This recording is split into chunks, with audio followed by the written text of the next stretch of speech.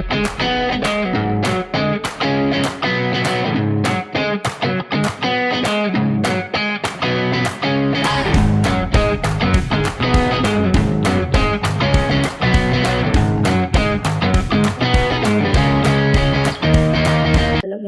hi, my name is AMALIN, and I'm going to talk about the introduction for both articles. So, for the first article, the title is Gender Politeness Strategies of Making Requests and Giving Compliments in Classroom Setting from Socio-Pragmatic Perspective. The article examines how female and male teachers use politeness strategies based on Brown and Lewison's framework. Female teachers tend to use negative politeness to respect students' independence, for example, like indirect requests and hedges, to show respect for someone's autonomy and minimize imposition. It is often indirect, cautious, and include polite phrases to avoid appearing forceful or demanding. Next is, male teachers are more direct but still maintain politeness. Next, the article says that male teachers are more direct but still maintain politeness. For example, a male teacher might say, "Open your books to page number 10, instead of, "Could you please open your book to page number 10? Male teachers tend to give clear and direct instructions, making their communication more assertive. However, they still maintain politeness by using a neutral or friendly tone rather than being harsh or demanding. For article number 2, the title is Gender-Based Politeness Strategies, Case Study of the Department of English, University of Gujarat. It examines how female and male faculty members use politeness strategies in lectures based on lack of politeness principles. The article says that female lecturers' communication style is respectful and student-centered. For example, a female lecturer might say, "I'd love to hear your thoughts on this topic. What do you think?" instead of simply stating the information. This invites students to engage in discussion rather than passively receiving knowledge, making students feel respected and comfortable. Next is, male lecturers often start lectures without formal greetings, emphasizing authority. For example, a male lecturer might begin by saying, "Alright, let's start. Today's topic is," without greeting students first.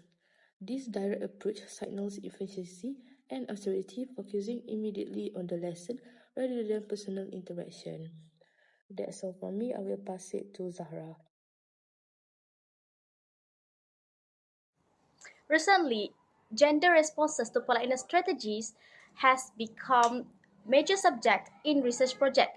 This is particularly important as the differing male and female teachers towards students played a crucial role in classroom settings and learning success. This difference is not just about gender, but it also reflects social norms. Studies also show that politeness encourages students' participation and better discussions. As for our group work, we have selected 2 works, which are a linguistic and literature review titled Gender Politeness Strategies of Making Requests and Giving Compliments in Classroom Settings Socio-Pragmatic Perspective, and a journal titled Gender-Based Politeness Strategies, a case study of academics from Department of English, University of Gujarat. Let's go through both of works one by one. The first work is the Summary of Journal of English Language and Literature. The research paper titled Gender Politeness Strategies of Making Requests and Giving Compliments in Classroom Settings Socio-Pragmatic Perspective. This research paper was written by 3 people, which are Rima Fitriandingrum, Suharsono, and Suwono, and has been published on February 1st, 2018. The study explored the politeness strategies on the influence of gender on the request made to students and the praise they provide to students while they are teaching in the classroom. This research aims to explain the types of politeness strategies. For the journal article's objective, they have 4 objectives in total. The first one is identify politeness strategies in requests. The second one is describe politeness strategies in compliments. The third one, compare gender differences in politeness strategies. And last but not least, analyze factors influencing these strategies. Data was collected through classroom observation, and specific demographic details such as ages of teachers and students are not provided in the research paper. After that, let's move to the second research paper, which is summary of a linguistic and literature review titled Gender-Based Politeness Strategies, a case study of Department of English, University of Gujarat. This research paper was written by Aisha and it was published on 1st March 2022. The key points of the research paper, the first one is to examine politeness strategy used by female and male faculty in the English department at the University of Gujarat, and the last one is based on Rubin Lakov politeness theory. Analyzing recorded lectures shows that female lecturers tend to use collaborative and student-centered communication, which resulting students engagement, and they tend to participate well in class, while on the other hand, male lecturers use formal and assertive styles, and they often express their opinions strongly. And students' engagement varies, with students showing preference for interacting with female lecturers. However, this study is not that gender does not strictly determine language use, and the research finds that societal norms shape women's speech to be more polite, which the students feel more comfortable to communicate with their female lecturers. While females employ positive politeness, no gender utilizes negative politeness. And limited to gender-based analysis, the study suggests that politeness is a valuable teaching tool, although not solely based on gender. And politeness is important in the classroom, helping the teacher and the students interacting better. Female lecturers use more friendly and student-centered that encourages students, while male teachers use more firm and formal style. And these differences come from society, not just gender. Both styles help students learn, and using politeness well can create more inclusive and engaging classroom. Now, let's get through the first subtopic of discussion, which is 3.1 contributions, strengths, and weaknesses for both article, which is Article 1 and Article 2. Now, let's go through together for the contributions on the first article.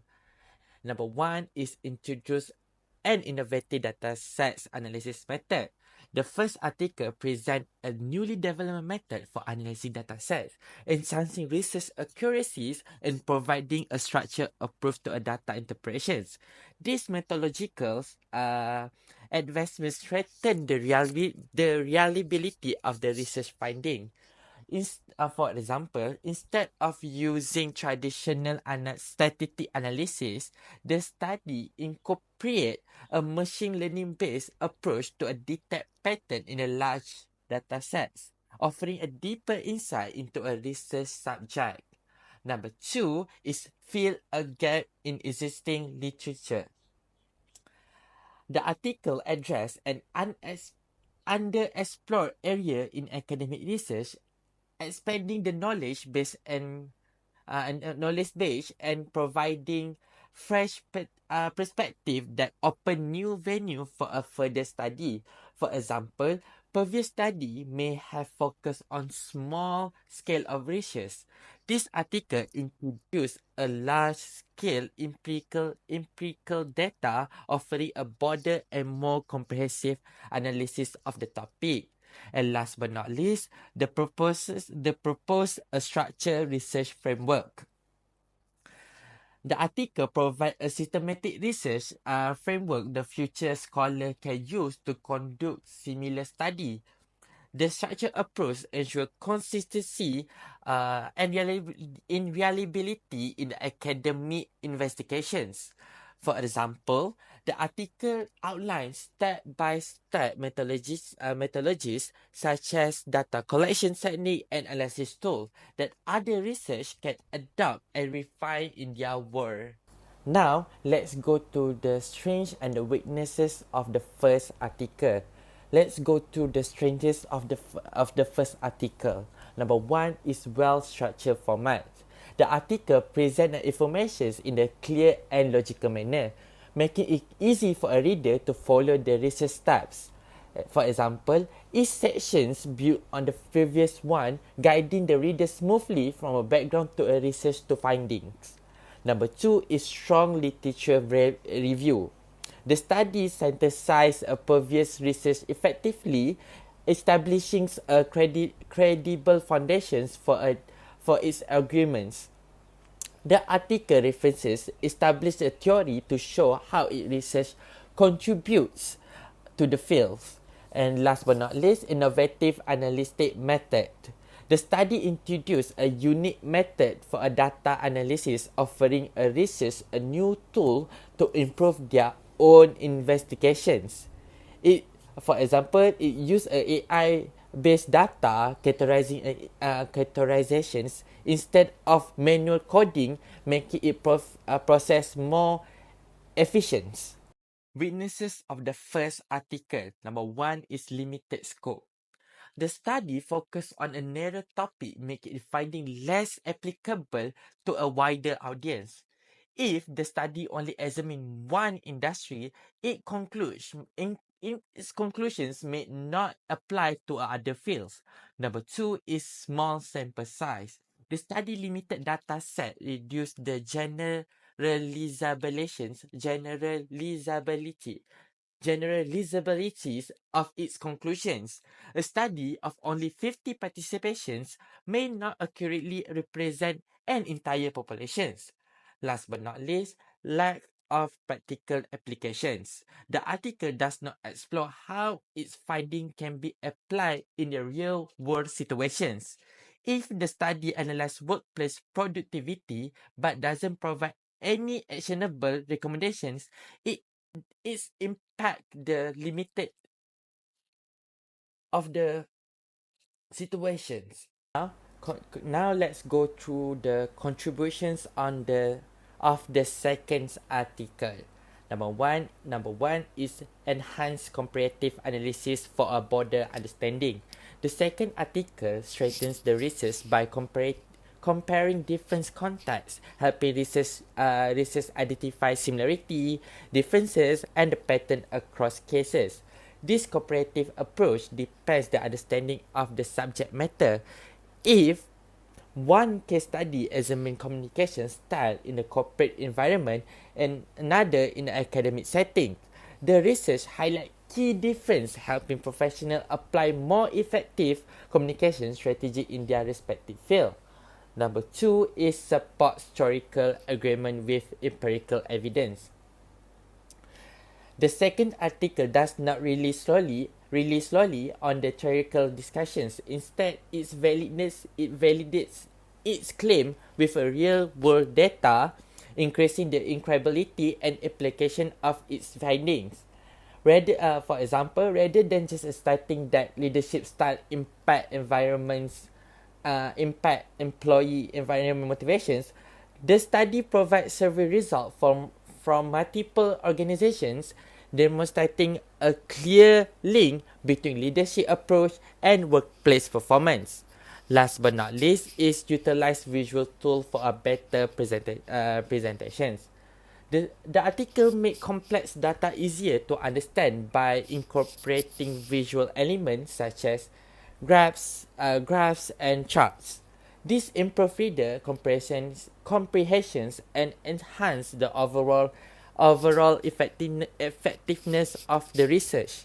A visual presentations of trends in consumer behavior over several years is more effective in conveying key insights than a long paragraph filled with a numerous data. Now, let's go through the strengths and the weaknesses of the second article. Let's go through the strengths of the second article first. Number one is comparative analysis strengthens research. The study examines multiple cases, allowing for a broader understanding of the topic. Comparing leadership style across different industries level trends that would not be visible in the single case study. Number two is empirical data improve credibility. The study supports its claim with concrete data, making it finding more reliable instead of just discussing theoretical concept. It presents survey results from various companies. And last but not least, clear and engaging data presentations. The use of visual tools such as graphs and tables helps reader understand complex information quickly. A graph showing salary trends over the time is easier to interpret than a paragraph full of numbers. The weaknesses of the second article. Number one is narrow research focus. The study examined a specific context, limiting its ability to be generalized across different fields. For example, if it's only study leadership in healthcare, the findings may not apply to the tech industry. Number two is over-reliance on the single theoretical framework. The article mainly follows one theoretical approach, reducing the opportunity for diverse perspective. For example, if the study used only behavioral psychological theory, it may overlook sociological or economic factor that influence leaderships. Last but not least, limited generalizability. The findings may not be applicable to a global audience due to the study's specific focus.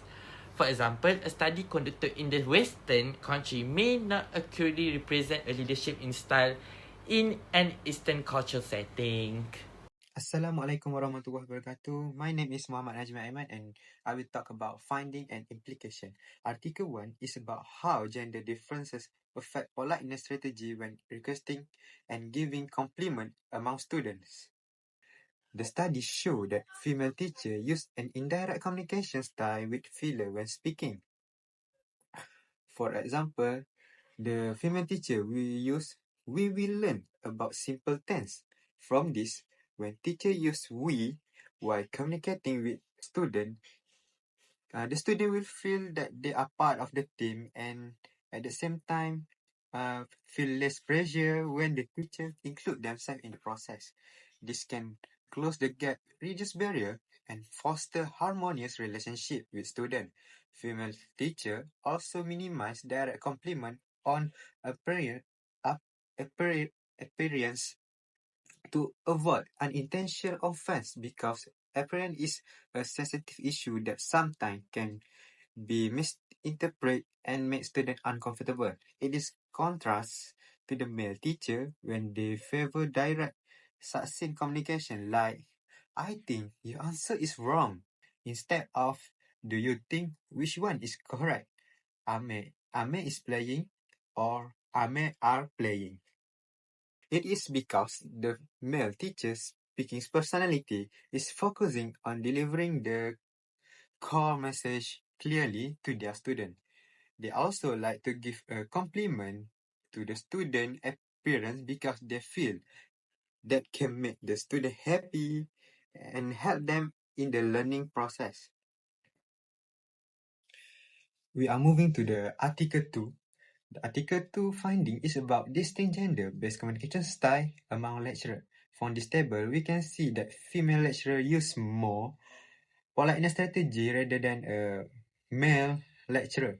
Female teachers use positive politeness strategy to build a sense of belonging among students. The female lecturer tends to be a friendlier, intimate, and humorous. They use inclusive, constructive language like "did you know" and "filler" to encourage collaboration from students in the learning process. This communication style can activate student participation and questioning, because when using this, it can capture student attention and spark curiosity, making them want to share their thoughts. While the other hand, this journal also highlight that the male lecturer tend to use negative politeness strategy, which are straightforward and direct to assert their expertise and establish control over the classroom environment. They prefer an independent style by using "I will" rather than "we will". Using "I will" show a sense of individuality and authority. It reinforce that the lecturer is the primary decision maker and source of knowledge.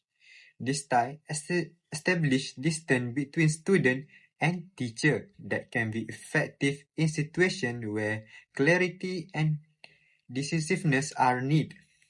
Command student attention, which may reduce opportunity for interactive dialogue, but it helps students to understand the learning process better, because the student will pay attention more to the strict lecturer. We are moving to the implication. This finding has a big implication towards our pedagogical system.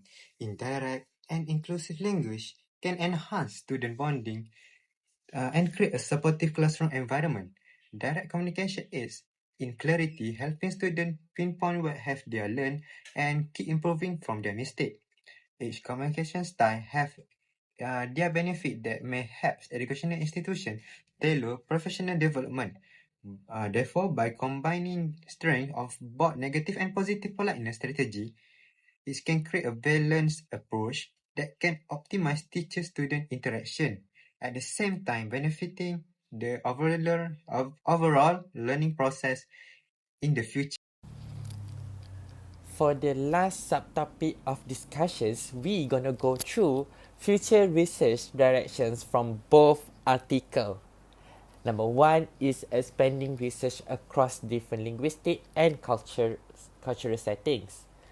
Future studies should examine gender-based politeness behavior in diverse culture and linguistic environment to determine whether these patterns are universal or a culture-specific. Number two is integrating both quantitative and qualitative method.